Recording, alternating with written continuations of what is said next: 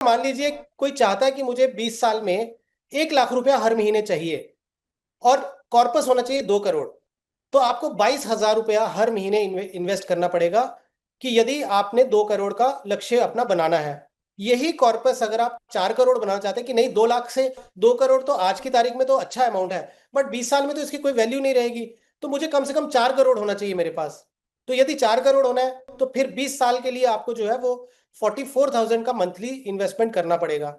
अब कोई व्यक्ति और भी ज्यादा जो है एस्पिरेशनल वो रखते हैं टारगेट, वो कहें नहीं, 4 भी कम पड़ेगा, मुझे तो 6 करोड़ चाहिए अपने 20 साल में रिटायर होने पे, उस समय उनको जो है 66,000 का एसआईपी चाहिए। अब ये मैंने कैलकुलेशन जो है वो 12% की सीएजीआर से की है। मैं थोड़ा इस पे कंफर्ट लेवल भी दूंगा आगे, कि कोई डराने का पर्पज नहीं था ये नंबर्स देने का। बट यही अगर वो बोलते हैं कि ठीक है मैं 20 साल में नहीं, मैं 25 साल तक ये निवेश करना चाहता हूँ, तो जहां हमने 2 करोड़ के लिए 22 हजार रुपये निवेश करना था, वही आपका एकदम से नीचे आके 12 हजार रुपये हो जाएगा। यानी महज 12 हजार रुपये महीना हर महीने आप निवेश करते हैं तो 25 साल में आप 2 करोड़ पा जाएंगे। और यही अगर आपने 4 करोड़ अचीव करना है 25 साल में, तो महज 24 हजार रुपया महीना आप निवेश करें, 4 करोड़ पे पहुंच जाएंगे। और 6 करोड़ करना है तो 36 हजार रुपये का सिप। अब थोड़ा और हम करते हैं कि एक कोई बहुत ही समझदार युवा है जो अपने 20-22 साल से ही चाहता है कि मैं शुरू कर दूं और मैं 30 ईयर्स तक निवेश करूंगा, तो 2 करोड़ बनाने के लिए सिर्फ 7 हजार रुपये चाहिए उनको हर महीने, और 4 करोड़ के लिए 13 हजार चाहिए, और 6 करोड़ के लिए केवल 20 हजार रुपये महीना डालेंगे तो 6 करोड़ का कॉर्पस क्रिएट हो जाएगा। अब क्योंकि मैंने ये 12% की कैलकुलेशन दी है, एक इसमें स्वीटनर ये दूंगा कि जो अगर हम कभी आगे जो आपके शो में अभी फंड्स की भी डिस्कशन करेंगे, बहुत सारे ऐसे फंड्स हैं जो 15-16% की कंसिस्टेंटली 15-20 साल से सीएजीआर मेंटेन कर रहे हैं, विच मीन्स कि जो हमने ये अमाउंट बोले हैं इससे भी कम में आपका ये लक्ष्य तय हो सकता है यदि आप ये डिसिप्लिन मेंटेन रखेंगे तो। ओके, लेकिन बहुत इंटरेस्टिंग चार्ट है, मैं चाहूंगी कि आप इस चार्ट को ज़रूर देखें। कैसे आपके पास टाइम अगर ज़्यादा है तो आपका अमाउंट कम हो जाता है और आप बड़े कॉर्पस के लिए तैयारी कर सकते हैं। और इसीलिए जो पहला मंत्र दिया था हमें विकास ने, वो था जल्दी शुरुआत करना। केवल बात मत कीजिए, केवल सोचिए नहीं, बल्कि निवेश शुरू कीजिए। और ये चार्ट आपको हेल्प करेगा कि आप कितना कॉर्पस जमा करना चाहते हैं, कितना समय देना चाहते हैं, और इसको ज़रूर देखिएगा। अब आते हैं कि किस तरह की स्कीम्स चुनें। आपने बता दिया 20, 25, 30 साल के लिए, तो अगर कोई 20 साल के लिए इन्वेस्ट कर रहा है तो क्या चॉइस ऑफ स्कीम अलग होगी, 25 साल के लिए कर रहा है तब कैसे अलग होगी, और इक्विटी में ही करना होगा। अगर हम 12% का एक रिटर्न, जो कि आपने बताया है कि मैंने वो मिनिमम रिटर्न एक एवरेज निकाल करके 12% रखा है, इससे ज़्यादा ही आप अर्न कर सकते हैं, तो इक्विटी में ही करेंगे ना, इक्विटी से जुड़े म्यूचुअल फंड में हम सिप करें। देखिए, ये हम क्या होता है कि अगर हम डिवाइड करें कि हमारे जो लॉन्ग टर्म गोल्स हैं, अगर आज हम रिटायरमेंट की बात कर रहे हैं तो हम लॉन्ग टर्म की बात कर रहे हैं, बट यदि शॉर्ट टर्म गोल्स आते हैं तो हमें फिर डेट फंड्स की भी तरफ देखना पड़ेगा। शॉर्ट टर्म गोल्स ये हो गया कि हमें अचानक से 1 साल के बाद कुछ जरूरत है पैसे की, या 3 साल के अंदर हमें जरूरत है, एक मान लीजिए गाड़ी लेनी है, उसके लिए मुझे डाउन पेमेंट को जुटाना है, तो 3 साल के लिए फिर आप एक हाइब्रिड फंड ले लें, इक्विटी फंड नहीं। आज हम इक्विटी फंड्स की इसलिए बात कर रहे हैं कि हम एक 20 साल, 25 साल, 30 साल के टाइम होराइजन की बात कर रहे हैं। गोल प्लानिंग में तो आपको डेट फंड्स की भी जरूरत पड़ेगी, आपको हाइब्रिड फंड्स की जरूरत भी पड़ेगी, आपको इक्विटी फंड्स की जरूरत भी पड़ेगी। So short term, very short term जो आपका रहेगा टेन्योर, मान लीजिए 1 साल, 2 साल के अंदर अंदर का, वो तो आर्बिट्राज फंड या लिक्विड फंड्स या शॉर्ट टर्म फंड जो कैटेगरी होती है म्यूचुअल फंड की, वो उसी के लिए सही रहेगा। उसमें आप 14-15% की उम्मीद ना करें, उसमें आप अपने कैपिटल को प्रोटेक्शन के लिए ज्यादा जरूरी तरीके से देखें। जो आपका 3 से 5 साल के बीच में आएगा वहां पे आप इंट्रोडक्शन कर सकते हैं कुछ बैलेंस एडवांटेज फंड या हाइब्रिड इक्विटी फंड्स जो होते हैं उस तरह की कैटेगरीज को। बट एनीथिंग बियॉन्ड 5 इयर्स जब आप चले जाते हैं तो आपके पोर्टफोलियो में इक्विटीज जुड़ जानी चाहिए। वो शुरू में जो है वो लार्ज कैप या more of dividend yield fund, या जो थोड़े सेफर लार्ज कैप साइड के फंड्स होते हैं, इंडेक्स फंड हो गए, वो आपके हिस्से पोर्टफोलियो का ज्यादा हिस्सा होना चाहिए। बट द मोमेंट आप अपने टेन्योर को आप 15-20 साल के ऊपर लेके जाते हैं, तो फिर आपके पास बहुत सारे विकल्प खुल जाते हैं, जिसमें आपके पास में फ्लेक्सी कैप फंड की ऑप्शन रहती है, आपके पास मल्टी कैप फंड की ऑप्शन रहती है, आपके पास स्मॉल कैप की, मिड कैप की, माइक्रो कैप की, इस तरह की ऑप्शंस खुल जाती हैं। ओके, सो 3 बकेट तैयार किए हैं विकास ने। बकेट 1 आपने देखा, बकेट 2 और बकेट 3 भी मैं एक एक करके कहूंगी कि आपको दिखाएं। सो बकेट 2 ये रहा। सो बकेट 1, बकेट 2, बकेट 3, बाकी 3 भी दिखा दीजिए। इन तीनों में मैं देख रही हूँ इक्विटी फंड्स ही हैं, इनमें कुछ ज़्यादा फर्क तो मुझे नहीं लग रहा है। अगर लॉन्ग टर्म नज़रिया है तो एक ही तरह की स्कीम्स हैं, बस ये नज़र आ रहा है कि जो 30 साल का अगर नज़रिया है तो इसमें एक माइक्रो कैप फंड भी आपने जोड़ दिया है। क्यों विकास, मैं सही पढ़ रही हूँ? और बाकी तो सिमिलर स्कीम्स ही लग रही हैं। देखिए, अगर आप देखेंगे बहुत थिन लाइन डिफरेंस है, बिकॉज बकेट वन में आप देखेंगे तो मैंने माइक्रो कैप या स्मॉल कैप में बहुत ज्यादा फोकस नहीं रखा है, बिकॉज मुझे ऐसा लगता है कि 20 ईयर्स में जब आप ये निवेश कर रहे हैं, हालांकि 20 ईयर्स में आप स्मॉल कैप भी ले सकते हैं, तो ऐसा कोई थंब रूल नहीं है। 20 ईयर्स में भी बंधन स्मॉल कैप एक मैंने ऑप्शन रखा है, और एक मिड कैप रखा है, एक कॉन्ट्रा रखा है, एक मल्टी कैप और एक large and mid cap and flexi cap. ये जो फंड्स दिए, जैसे पराग पारिक का फ्लेक्सी कैप हो गया, आईसीआईसीआई का large and mid cap, Nippon multi cap, SBI Contra, Kotak mid cap, बंधन स्मॉल कैप। अगर आप ये देखेंगे प्रियंका, इसमें लगभग आपका पूरा यूनिवर्स कवर हो जाएगा मार्केट्स का। लेकिन बकेट टू में मैंने क्या किया, मैंने, क्योंकि और 5 साल का टाइम होराइजन है, तो वहां पे एक इंट्रोडक्शन आ गया आपका स्मॉल कैप 250 इंडेक्स फंड। यानी कि आप यहां देखेंगे, आप बकेट टू में स्मॉल कैप में 2 फंड्स ले लिए हमने एक तरह से, और यहाँ पोर्टफोलियो को थोड़ा सा एग्रेसिव बनाया। जैसे मिड कैप भी ले लिया हमने, और जैसे आईसीआईसीआई प्रू इंडिया अपॉर्चुनिटीज ले लिया। तो ये जो थोड़े से, जिसको मैं बोलूंगा लिटिल एग्रेसिव पोर्टफोलियो, तो पहले वाला जो हो गया वो थोड़ा सा आप इसको कंजर्वेटिव बोल सकती हैं, दूसरे वाला जो है वो आप थोड़ा सा मॉडरेट बोल सकती हैं। तीसरे वाले में मैंने इंट्रोडक्शन जो आपको सही तरीके से उसको पकड़ लिया, माइक्रो कैप 250 इंडेक्स प्लस एक बिजनेस साइकिल फंड प्लस एक स्मॉल कैप फंड। तो ये जो इंट्रोडक्शन किया है, और दूसरा इसमें ऐसा कोई थंब रूल नहीं है। आइडिया इज कि आपका यदि टाइम होराइजन ज्यादा है तो आप थोड़ा सा एग्रेसिव बेट ले सकते हैं।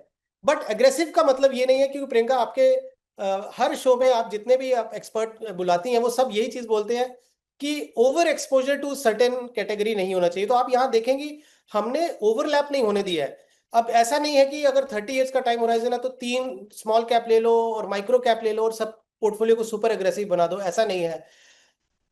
30 ईयर्स वाला पोर्टफोलियो जो हमने बनाया है वो 25 ईयर्स वाला भी ले सकता है, यदि उसकी थोड़ा सा रिस्क एपिटाइट अधिक है।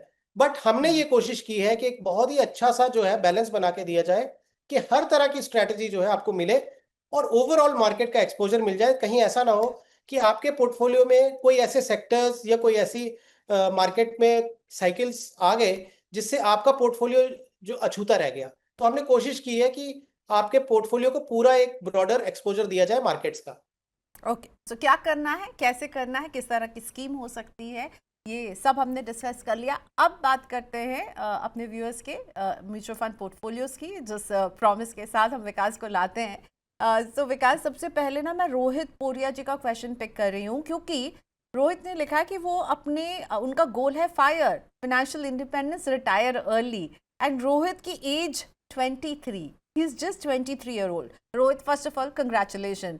बिलीव मी, जब मैं 23 की थी तो मुझे फायर का सिर्फ एक ही मतलब पता था, वो थी आग।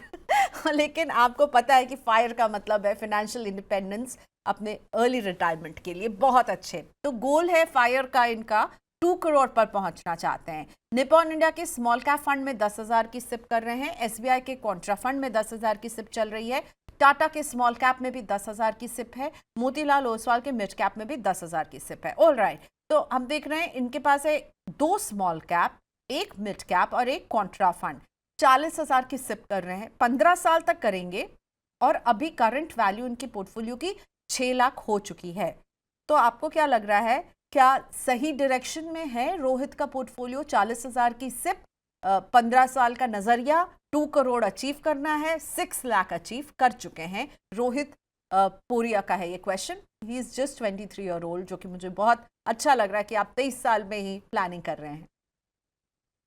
बहुत अच्छा पोर्टफोलियो, और बहुत बहुत बधाई रोहित कि आपने 23 साल की उम्र में 40,000 का मंथली निवेश करना शुरू किया और 6 लाख का आपका कॉर्पस भी क्रिएट हो गया है। तो पहली चीज यही होगी कि क्योंकि आपने इतनी जल्दी शुरू किया और 6 लाख का कॉर्पस हो गया है, उसको मैं लूं और 40,000 को लूं और केवल 12% की अगर मैं दर से चलता हूं, तो भी आप इजीली अपने टारगेट को अचीव कर लेंगे। और क्योंकि मैं ये अंडरस्टैंड कर सकता हूं कि आने वाले समय में जब आपका जॉब में इंक्रीमेंट होगा, कैश फ्लोज बढ़ेंगे, तो आप शायद और भी अपने पोर्टफोलियो को आगे बढ़ाएंगे। तो फिर आप दो क्यों, आज हमने जैसे 2 की बेस रखी थी, फिर 4 था, फिर 6 था, तो अगला टारगेट आपका यही होना चाहिए कि मैं 4 या 6 करोड़ अचीव कर लूं, एंड बिलीव मी आप बहुत इजीली कर लेंगे। हाँ, आपने क्योंकि बोला कि मुझे जल्दी रिटायर होना है, तो 15 साल में अगर आप रिटायर होना चाहते हैं तो उसके हिसाब से जो रियलिस्टिक फिगर मेरे को लग रहा है, क्योंकि 12% से मैंने बोला बहुत इजीली 2 करोड़ कर लेंगे, 15% से अगर आपका पोर्टफोलियो ग्रो होता है तो आप क्लोज टू 2.75 के आसपास भी आप इजीली पहुंच सकते हैं। और जैसा मैंने बोला कि 15 साल में यदि और भी आप इसमें इन्फ्यूज करते रहेंगे, मान लीजिए आपके पास कोई बोनस आ गया, दिवाली बोनस या किसी भी तरह का कैश फ्लोज आ गए, आपने टॉपअप किया तो पोर्टफोलियो और भी बड़ा हो सकता है। ऑन ऑन फंड साइड मुझे ब्रॉडली सब ठीक लगा, बट मुझे लगता है कि 2 स्मॉल कैप ना लें, आप निपॉन इंडिया स्मॉल कैप के साथ बने रहें। टाटा स्मॉल कैप की जगह मैं आपको बोलूंगा आप टाटा का फ्लेक्सी कैप फंड ले लीजिए। सो फ्लेक्सी कैप में क्या होगा, फंड मैनेजर को जब लगेगा कि स्मॉल कैप या मिड में अच्छा वैल्यूएशंस मिल रही हैं तो वो अपने पोर्टफोलियो में इंक्लूड कर लेंगे। और जब कहीं मार्केट बहुत वोलेटाइल हो या मार्केट में बहुत ज्यादा वैल्यूएशन स्ट्रेच हो गई हो तो वो थोड़ा लार्ज कैप की तरफ या जिस जिस मार्केट कैप की वैल्यूएशंस ज्यादा एक्सपेंसिव नहीं है वहां शिफ्ट कर लेंगे। तो आपको कहीं ना कहीं उसमें स्मॉल कैप का भी एक्सपोजर मिल जाएगा, मिड का भी मिल जाएगा। तो टाटा फ्लेक्सी कैप में शिफ्ट कर दें, बाकी आपका पोर्टफोलियो बहुत बढ़िया है। ओके, तो रोहित बहुत अच्छे, निवेश करते रहिए, अच्छा खासा टाइम फ्रेम है। एक स्मॉल चेंज आपको बता दिया, एक फ्लेक्सी कैप अच्छा रहेगा, 2 स्मॉल कैप थोड़ा सा अग्रेसिव हो रहा है पोर्टफोलियो, तो इसका ख्याल रखिएगा। आर्यन का क्वेश्चन लेते हैं। आर्यन का सवाल हमें व्हाट्सएप पर आया है। आर्यन जी की एज है 39 और ये निवेश करते हैं निपॉन इंडिया के लार्ज कैप में 3,500 की सिप, मोतीलाल ओसवाल के मिड कैप में 2,500 की सिप, पराग पारी के फ्लेक्सी कैप में भी 2,500 की सिप है, बंधन स्मॉल कैप फंड में 1,500 की सिप कर रहे हैं। 10,000 की कुल राशि है, हर महीने इन्होंने जो है इन स्कीम्स में सिप कर रहे हैं और अगस्त 2025 यानी बहुत ही फ्रेश शुरुआत है। तो पूछ रहे हैं कि जो निपॉन लार्ज कैप फंड है क्या वो सही है या फिर उन्हें कोई एक मल्टी कैप उसको से उसे रिप्लेस करना चाहिए। 20 इयर्स निवेश का नजरिया, 5% से स्टेप अप भी करेंगे इन 20 इयर्स। वाओ, बहुत अच्छी बात है आर्यन। तो चलिए ये दूर करते हैं कंफ्यूजन, निपॉन इंडिया के लार्ज कैप की को क्या एक मल्टी कैप से रिप्लेस करना बेहतर होगा? 20 साल का नजरिया रखते हैं। आई थिंक बहुत अच्छा इनका ये आइडिया खुद से ही जो इन्होंने सोचा कि निपॉन लार्ज कैप की जगह निपॉन मल्टी कैप कर दें तो ज़्यादा बेटर रहेगा। और क्योंकि 20 साल का टाइम होराइजन है तो प्रियंका इसमें हम हमेशा स्मॉल और मिड के अगेंस्ट नहीं होते, बट ये होता है कि आप एज ए निवेशक ये कई बार पता नहीं होता कि वैल्यूएशंस किस तरीके की हैं मार्केट में। अगर थोड़ा सा भी उतार चढ़ाव हुआ तो हमारे मिड कैप और स्मॉल कैप पोर्टफोलियो में अगर बड़ा डेंट आया तो उसको कैसे रिकवर करना है, वहां कहीं ना कहीं फंड मैनेजर्स जो होते हैं वो अपने एक्सपर्टीज के थ्रू उसको मैनेज कर लेते हैं। तो Nippon India multi cap will be a better option. और क्योंकि 10,000 का निवेश कर रहे हैं, I am more than sure कि ये 10 के बाद इनका 12, 13, 14 अपने आप बढ़ता रहेगा। बट 12% की अगर CAGR से ग्रो करें और 5% स्टेप अप करें तो 1,28,00,000 का कॉर्पस 20 साल में बन जाएगा। और यही अगर पोर्टफोलियो 15% से ग्रो किया तो 1.77 करोड़ के आसपास इनका कॉर्पस बन जाएगा। तो he is well on target. It's just that कि जैसा हम हमेशा बोलते हैं कि आप अपने पोर्टफोलियो में एडिशनल परचेज, और आपको एडिशनल परचेज करने के लिए अलग फंड्स की जरूरत नहीं है। यही जो SIP वाले फंड्स हैं इसी में ही आप थोड़ा थोड़ा 1,000, 2,000 भी मिनिमम उसमें आप निवेश कर सकते हैं। तो all the best to Aryan. Okay Aryan, आपने सही सोचा है, आप लार्ज कैप को एक मल्टी कैप से रिप्लेस भी कर सकते हैं। बढ़िया, आपका पोर्टफोलियो है, 5% का स्टेप अप भी करेंगे एंड आई होप कि अगर आपकी जेब अलाउ करे तो 5% से ज़्यादा का भी स्टेप अप कीजिएगा, क्योंकि आप इतने लंबी अवधि के लिए निवेश करने वाले हैं ना। स्टेप अप जितना ज़्यादा करेंगे आप बहुत अच्छा वेल्थ अपने लिए एक्यूमुलेट कर पाएंगे। ठीक है, ऑलराइट। अगला सवाल बिस्वजीत दास का, जो मैं यूट्यूब के लाइव से पिक कर रही हूँ। और बिस्वजीत निवेश करते हैं पराग पारिक के फ्लेक्सी कैप में 5,000, मोतीलाल ओसवाल के मिड कैप में 5,000, टाटा के स्मॉल कैप में 5,000, SBI निफ्टी इंडेक्स फंड में 5,000। तो 20,000 की सब बिस्वजीत कर रहे हैं। इनका ये टाटा के स्मॉल कैप को लेकर थोड़े से परेशान है बिस्वजीत, पूछ रहे हैं कि टाटा का स्मॉल कैप कुछ टाइम से अच्छा नहीं कर रहा है, क्या मैं इसको स्विच करके बंधन का स्मॉल कैप ऐड कर लूं या फिर टाटा के स्मॉल कैप से ही बना रहूं। 4 स्कीम्स हैं, हर में 5-5 हज़ार का निवेश है। विकास, क्या सजेशन देंगे? बिस्वजीत का जो फियर है, आप स्विच करेंगे, करने के लिए कहेंगे टाटा से ये बंधन के स्मॉल कैप में स्विच कर जाएं? देखिए प्रियंका, ये एक बड़ा रेगुलर क्वेश्चन होता है जब हमें निवेशक पूछते हैं कि मेरा फंड अच्छा नहीं कर रहा तो मैं क्या इससे एग्जिट ले लूं। और एग्जिट किसी भी फंड से हमें ऐसा लगता है कि approximately 3 years is a good time frame to see the fund performance. तो कैसा होता है कि अगर 3 साल तक अगर आपका फंड कंसिस्टेंटली अपनी कैटेगरी में, मान लीजिए स्मॉल कैप की जो कैटेगरीज हैं उसमें अगर ये फंड अपने जो पीयर ग्रुप में, मान लीजिए निपॉन का स्मॉल कैप या बंधन का स्मॉल कैप या SBI का स्मॉल कैप या दूसरे किसी फंड हाउसेस का, अगर उनके सामने ये हमेशा टॉप 3 टॉप 4 में नहीं आ रहा है तो फिर आप इसमें से एग्जिट कर लीजिए। तो अगर आपका टाइम होराइजन आपने ऑलरेडी 2 साल या 3 साल दे दिए और कंसिस्टेंटली अपनी कैटेगरी में अंडर परफॉर्म कर रहा है तो इसमें से एग्जिट करें। आप एज ए रिप्लेसमेंट बंधन देख सकते हैं या निप्पॉन इंडिया स्मॉल कैप देख सकते हैं। सो ये सिर्फ जानना जरूरी है कि मैंने अपने फंड को 3 साल दिए हैं कि नहीं दिए। ये एक आइडियल टर्म होता है to see the performance of a fund. Okay, so वो चिंता तो आपने दूर कर दी कि भाई 3 साल अगर बिता लिए तभी ये लेकिन अदरवाइज जो उनका पोर्टफोलियो वो कैसा लग रहा है? इसमें एक, क्योंकि अगेन इनका भी टाइम होराइजन लंबा है, तो जैसे इनका एसबीआई का जो निफ्टी इंडेक्स फंड है, निफ्टी 50 है, अगर वो, मुझे ऐसा लगता है निफ्टी 50 के बदले निफ्टी 150 इंडेक्स फंड ले लेना चाहिए। वो बहुत सारे फंड हाउसेस देते हैं, एचडीएफसी का ले सकते हैं या निप्पॉन का ले सकते हैं। उसमें sorry Nifty 100, I am so sorry. So उसमें क्या होगा, पूरी बास्केट मिल जाएगी। जनरली क्या होता है कि बहुत सारे निवेशक हम देखते हैं निफ्टी 50 एंड निफ्टी नेक्स्ट 50 ले लेते हैं, तो आपके पोर्टफोलियो में 2 फंड जुड़ गए। उसके बदले में अगर आपने कोई निफ्टी 100 फंड ले लिया तो वो एक बेटर ऑप्शन है। और आपको क्या होता है, एक पूरा जो निफ्टी है, 1 से लेके 100 तक की जो कंपनी है वो आपके उसके पोर्टफोलियो में जुड़ जाती हैं। तो निफ्टी 100 जो है वो एक ऑप्शन ले लें आप, तो वो बेटर रहेगा।